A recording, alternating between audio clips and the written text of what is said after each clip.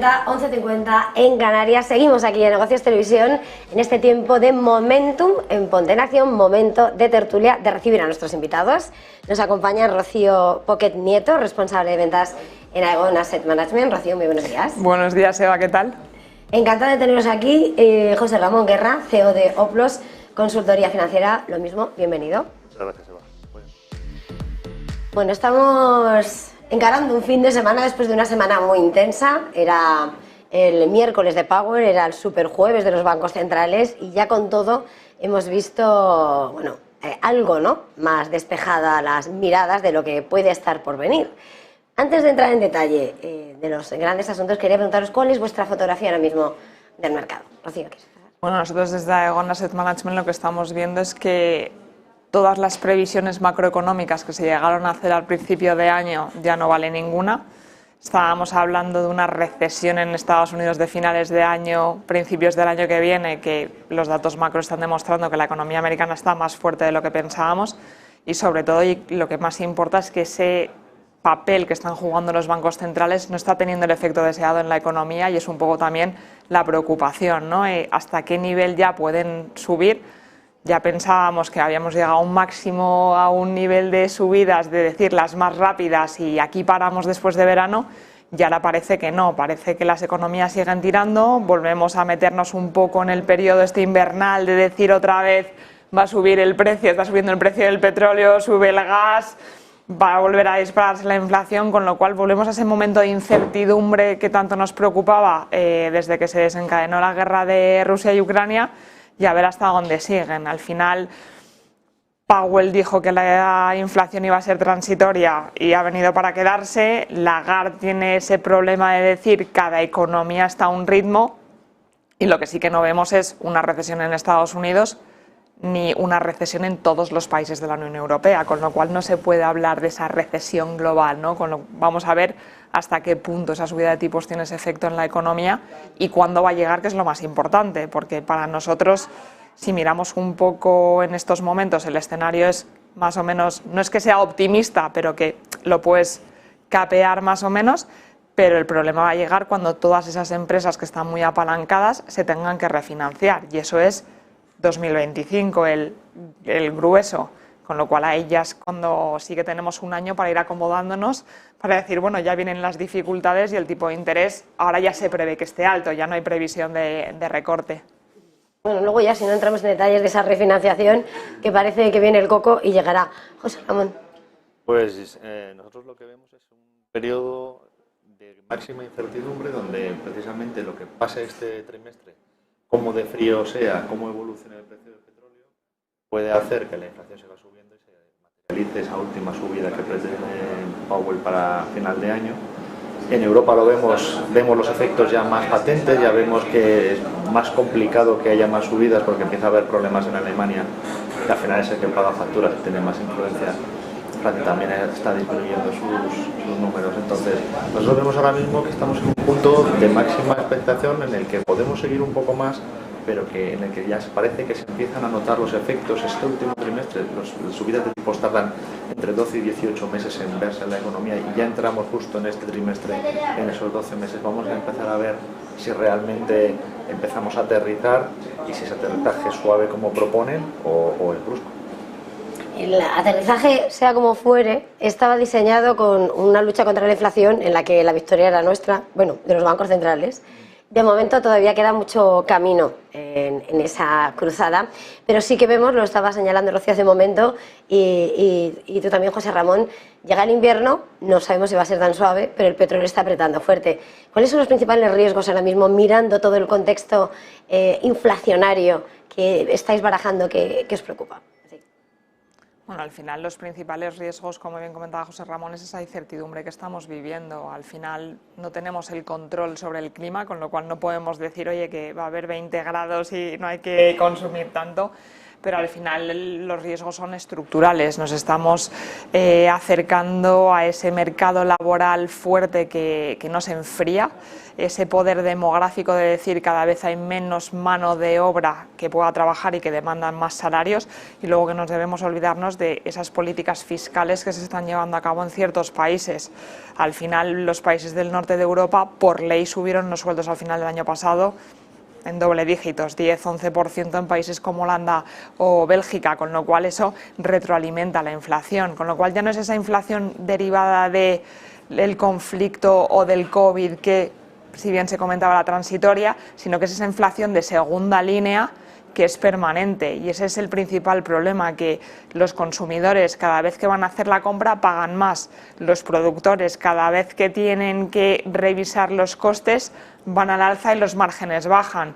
Si son capaces de subir precios, capeamos el temporal, pero aquellas empresas que no están siendo capaces de subir los precios tanto como la inflación, y que encima van sufriendo vaivenes porque los precios no son fijos, pues al final sí que se van a ver más afectados. No está teniendo un efecto inmediato en la economía porque los resultados empresariales sí que están demostrando que muchas empresas, pues no sé si es porque llevamos tanto tiempo ya descontando la recesión que nos estamos preparando psicológicamente a noticias malas, o porque están siendo capaces de decir, bueno, viene la recesión, voy a ir saneando mis balances, voy a ir revisando estrategias y demás.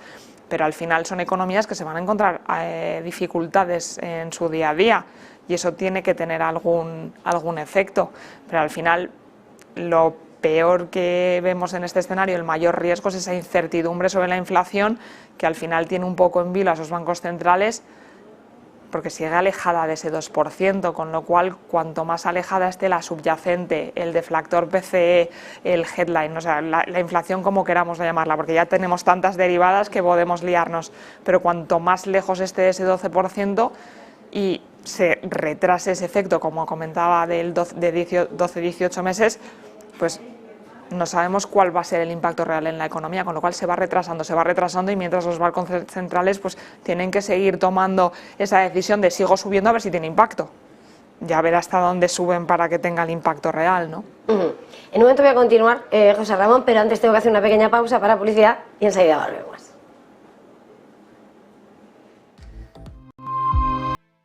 Pues la una, redonda, la mediodía en Canarias, y continuamos en nuestro momento de tertulia. Dejábamos a mediar la conversación Rocío Pocket de Aigona Asset Management, José Ramón Guerra de Oplos Consultoría Financiera. José Ramón, era tu turno, estábamos hablando de esos riesgos. ¿Cuáles son los principales riesgos inflacionistas que contempláis, que estáis observando? Pues como hemos comentado muy bien, los riesgos de segunda ronda van a ser muy importantes. La primera parte de la inflación fue generada más bien por la parte de la oferta, pero esta parte de la demanda es la que nos está afectando en esta segunda ronda. Es decir, los salarios tienen que subir para acomodarse a los nuevos precios, y ahí es donde vamos a ver hasta dónde llegan.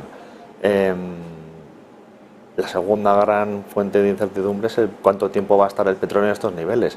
Históricamente, cuando el petróleo ha superado los $100, nos hemos acercado a una época de recesión. Por eso, como muy bien decía antes, llevamos anticipando recesión cuando hemos tocado ya una vez los $100 y parece que no acaba de llegar.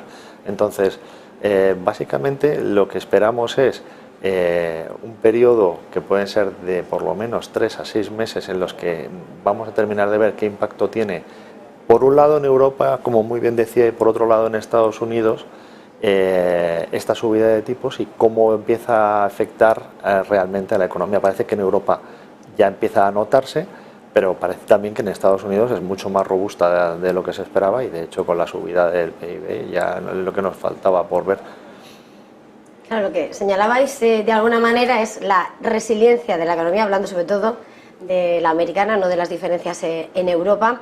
Y luego ese componente, ¿no?, de hasta cuánto está consiguiendo la batalla de los tipos contra la inflación, por lo que es la inflación real, por lo que son los tipos reales, por lo que está más allá, ¿no?, de ese movimiento de subir un tipo de interés arriba o abajo. Quería incidir precisamente en ese aspecto, si realmente ese 2% es asumible, si ese tipo real, como decía Powell, no tenemos claro dónde, el tipo neutral, perdón, dónde está, o si hay que ya vivir con un nivel diferente, o nos tenemos que preparar para eso. Bueno, al final el objetivo del 2% está ahí y va a ser muy raro que tanto el Banco Central Europeo como la Reserva Federal lo revisen al alza, porque eso significaría que sus políticas monetarias no están funcionando y daría otra señal al mercado que puede ser negativa o positiva, dependiendo de un poco lo que se esté descontando. Pero independientemente de eso, lo que sí que tenemos que ver es que a lo mejor la normalización de esa inflación hacia el 2% tarda mucho más de lo esperado, que a lo mejor estamos acostumbrados a esas políticas monetarias que han tenido un efecto más inmediato, pues como puede ser, por ejemplo, después de la crisis de Lehman, 2007, 2008, 2009, ese periodo de incertidumbre, o la crisis de deuda en Europa, 2010, 2011, pues al final los bancos centrales actuaron muy rápido para salvar la economía y bajaron tipos, con lo cual venimos dopados, llevamos 10 años dopados con ese banco central que compraba bonos que mantenía la economía y con una inflación que se mantenía más o menos estable. Pero ahora las normas del juego han cambiado. O sea, ahora ya los bancos centrales no tienen que estar inyectando constantemente y salvándonos, es el efecto opuesto. O sea, tienen que estar quitando liquidez de la economía, que venimos además de un periodo de COVID en la que se inyectó muchísimo más de lo normal. Y entonces, para quitar liquidez, pues al final tardas más, ¿no? Es el efecto este de la masa monetaria que hay, el M1, M2, M3, que son... No vamos a entrar en detalles para explicarlo, pero vamos, que lo que tienen que hacer es quitar dinero de la economía, y eso al final, con todas las ayudas que se dieron para el COVID, es muy difícil. Y luego que venimos de una época que los consumidores tienen sus balances saneados. Y hago entre comillas porque al final hay parte de la población que está sufriendo más, hay menos, pero al final el consumidor medio está acomodado y no está dejando, por ejemplo, en Estados Unidos, 70% del PIB viene del consumo, con lo cual hasta que no se restrinja esto, hasta que no dejen de comprar vivienda, hasta que no dejen de comprar coches, comprar alimentos, pedir créditos, no vamos a llegar a ese periodo de recesión, ¿no? Con lo cual está siendo bastante difícil y ya no es el tipo de interés únicamente. O sea, ayer leía la noticia que en Estados Unidos se están comprando menos viviendas nuevas ya, pero es que las de segunda mano, o sea, hay un mercado que también está detrás y que no debemos olvidarnos de las casuísticas de cada entorno. Es que en Estados Unidos las hipotecas son a tipo fijo por un periodo de 30 años. Si tú pediste tu hipoteca en los últimos 10, te has financiado prácticamente a tasas irrisorias. O sea, que al final hay que estar midiendo eso y no centrarnos en decir, bueno, es que el consumo a lo mejor en España se está debilitando, no, pero es que es el conjunto global de Europa, como comentábamos antes, con lo cual hay que tenerlo un poco más en perspectiva y ver que ese 2% está lejos y que nos tenemos que acostumbrar a que a lo mejor en vez de tardar 6 meses, pues tardaremos 2 o 3 años, como las perspectivas de Powell del otro día. ¿Y desde Opros cómo lo veis, José Ramón? Pues nosotros pensamos que la bajada, desde nuestro punto de vista, probablemente sea más rápida, como ya pasó en el 2007, que también se anticipaba que la bajada, que el mantenimiento de tipos iba a ser más prolongado, pero al final lo que vemos es pequeñas señales que ya empiezan a haber. Por ejemplo, se estima que el ahorro que se había producido durante el COVID y que había soportado la subida de la inflación estaba empezando a agotarse en las familias, con lo cual ahora se debería empezar a ver algo de las señales que ella señala. Y vemos que el comienzo de viviendas nuevas también ha bajado bastante, vemos que el crédito por tarjeta aumenta, vemos que las bancarrotas en Europa han aumentado. Entonces, da la sensación de que, por ejemplo, los stocks de cobre han aumentado repentinamente cuando no se esperaba y ha bajado, sin bajar prácticamente el precio. Vemos pequeñas señales que indican que quizás ya empieza a moverse la maquinaria del freno de mano de la economía de los tipos. ¿Qué ocurre? Que como ahora llegan todas las refinanciaciones de todas estas empresas que generalmente se están financiando en una empresa media europea 3-5 años como mucho, en el 2025 tenemos un paredón, pero es que en el 2024 ya vamos a empezar a tener problemas. Si tenemos la mala suerte de que una empresa de un tamaño razonablemente grande, quiebre, va a generar más incertidumbre, va a restringir más el crédito, se va a refinanciar menos, va a provocar de nuevo más quiebras y eso ya nos llevará a un aceleramiento en el tema de las bajadas de tipos.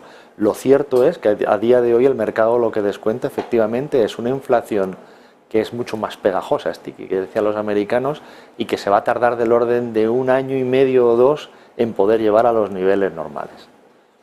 Estás poniendo sobre la mesa ese punto que es la valoración del mercado, porque al parecer el miércoles se llevó un susto de infarto el mercado al completo, tiñendo de rojo Europa, bueno, por supuesto, primero Wall Street, después Asia, después Europa. Hoy parece que quiere levantar la cabeza a la renta variable, pero luego en la renta fija también hemos visto, ¿no?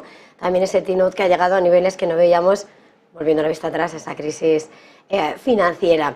En ese momento querría preguntaros qué está viendo el mercado, qué por fin se ha convencido, qué temor le ha introducido ese discurso de Powell para haberse producido en estas 2 últimas jornadas, ¿no? Todo ese tensionamiento y todo ese miedo, ¿no? Que hasta el índice del VIX eso es más para la intradía, pero bueno, se ha movido, cosa que parecía que estaba el hombre anestesiado.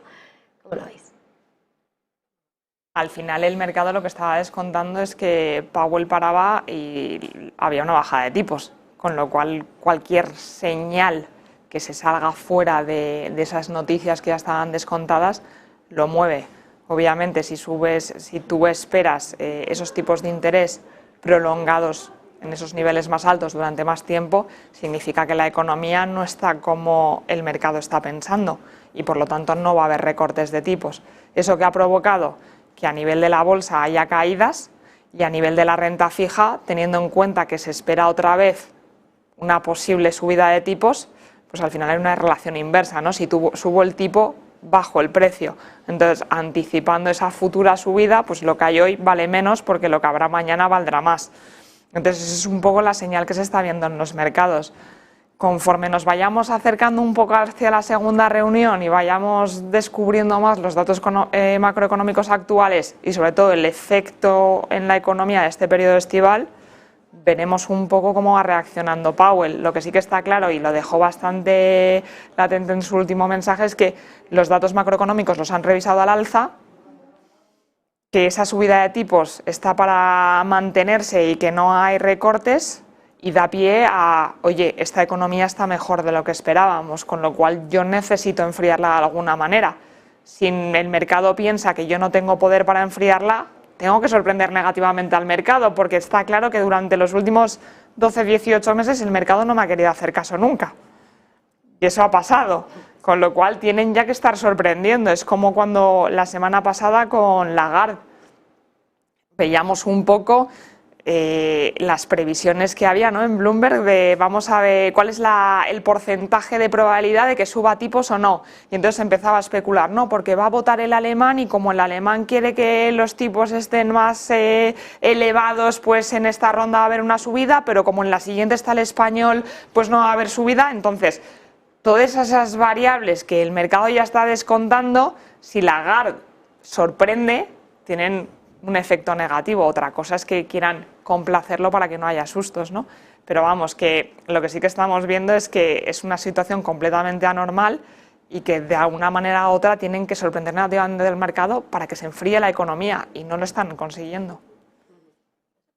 Pues yo creo que efectivamente lo que ha ocurrido es que lo que le ha quedado por fin claro al mercado es que este año no se van a bajar tipos y que los datos económicos apuntan a que no se van a bajar tampoco en el primer trimestre del año que viene. Ese alargamiento pues tiene automáticamente un impacto en la rentabilidad del bono a 10 años. Es que está claro, es decir, mientras la economía no frene, los tipos no bajan y ya está.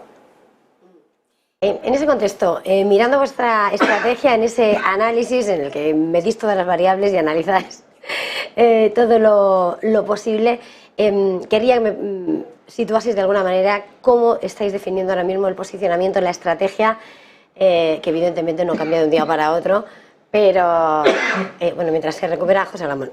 Rocío.